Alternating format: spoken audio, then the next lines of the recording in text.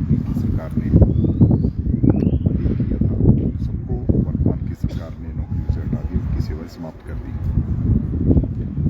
इसी विषय को लेकर आज मेरा प्रश्न था और माननीय मुख्यमंत्री जी से मैंने प्रश्न भी किया कि क्या इनको दोबारा से रखा जाएगा या भविष्य में कोई ऐसी योजना है तो सरकार की ओर से बिल्कुल साफ तौर पर बताएं कि ऐसी कोई योजना नहीं है कि इन आउटसोर्स कर्मियों को रखा जाए। हमने कहा कि ये बहुत संवेदनशील मुद्दा है।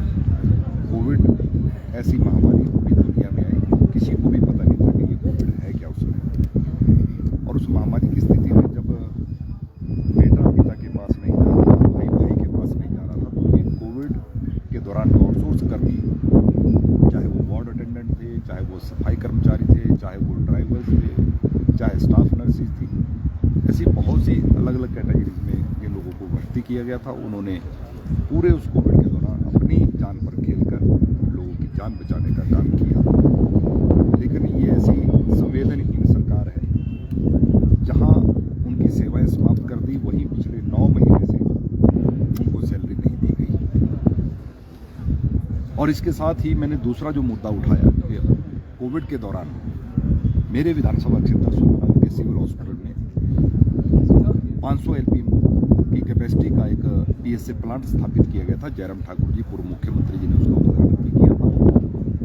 और लोगों को, क्योंकि सुंदरनगर का सिविल हॉस्पिटल 200 बेडेड हॉस्पिटल है और जहां बहुत से डिस्ट्रिक्ट हॉस्पिटल से ज़्यादा ओपीडी है, उस ऑक्सीजन प्लांट के माध्यम से हमारे क्षेत्र और साथ लगते क्षेत्र की जनता की सेवा हो रही थी। और 2 प्लांट को चलाने के लिए ऑपरेटर आउटसोर्स पर रखे गए थे। उन आउटसोर्स कर्मियों को भी हटा दिया और वो प्लांट बंद कर दिया गया। पिछले बजट सत्र के दौरान मैंने उस प्लांट का मुद्दा उठाया था कि ये पीएसए प्लांट बंद है, उसकी सर्विस होनी है, उसका एक पार्ट खराब है।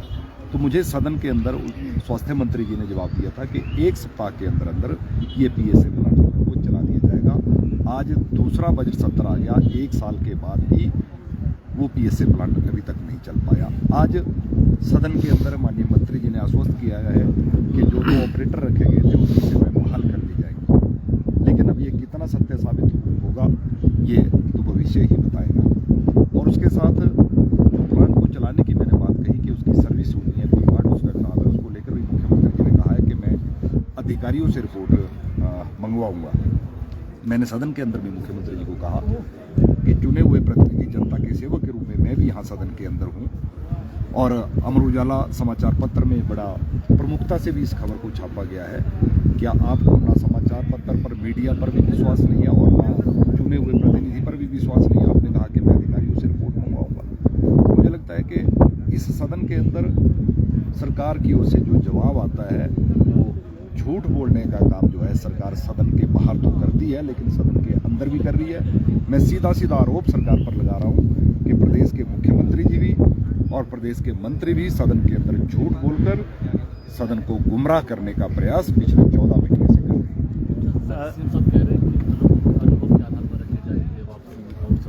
और दूसरा ये कि जो रूल्स हैं वो नहीं बने थे, इनको एक शॉर्ट पीरियड के लिए रखा गया था, इसलिए हटाया गया। मुझे लगता है कि मुख्यमंत्री जी को शायद कोविड काल का ध्यान नहीं होगा कि जब ऐसी महामारी आ गई उसमें नियम कानून बनाना, एडवर्टाइज करना, ये सारा समय नहीं होता। उसमें तो ये था कि प्रदेश में जनता की जान बचाई जाए, लोगों को कोविड से बचाया जाए। युद्ध चल पड़ा, लड़ाई हो रही है और बॉर्डर पर सेना हो और हमारा देश का रक्षा मंत्री कहे कि अभी हमने टेंडर किया है, उसके बाद आपको जो है हथियार आएंगे।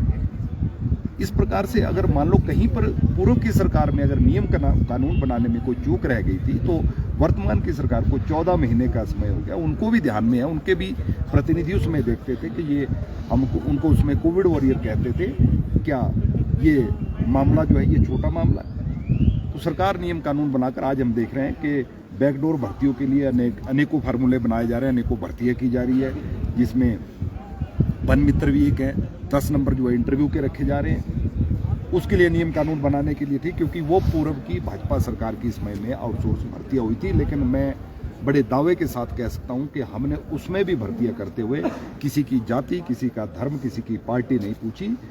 जो व्यक्ति आया उसमें उसको रोजगार देते हुए लोगों की सेवा करने का जो है उसमें प्रयास जो है सरकार की ओर से किया गया। नजदीक है, इम्पैक्ट दिखेगा जिस प्रकार से ऐसे निकाले गए। बहुत सारे कर्मचारी न केवल कोविड के हैं, बहुत सारे आउटसोर्स निकाले हैं, हजारों की संख्या। इस सरकार की नींव झूठ पर रखी गई है।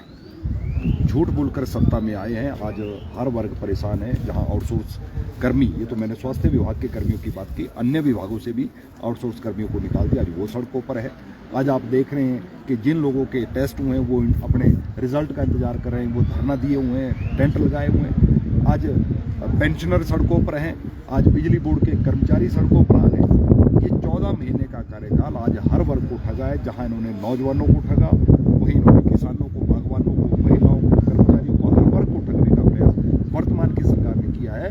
और निश्चित तौर पर जो आपने कहा कि आने वाले चुनावों में प्रदेश की जनता पूरा हिसाब किताब करेगी, और जिस प्रकार से 2019 में 68 की 68 विधानसभा सीटों से लोकसभा के चुनावों में भाजपा को बढ़त मिलेगी, उसी प्रकार 2024 के चुनावों में भी मिलेगी।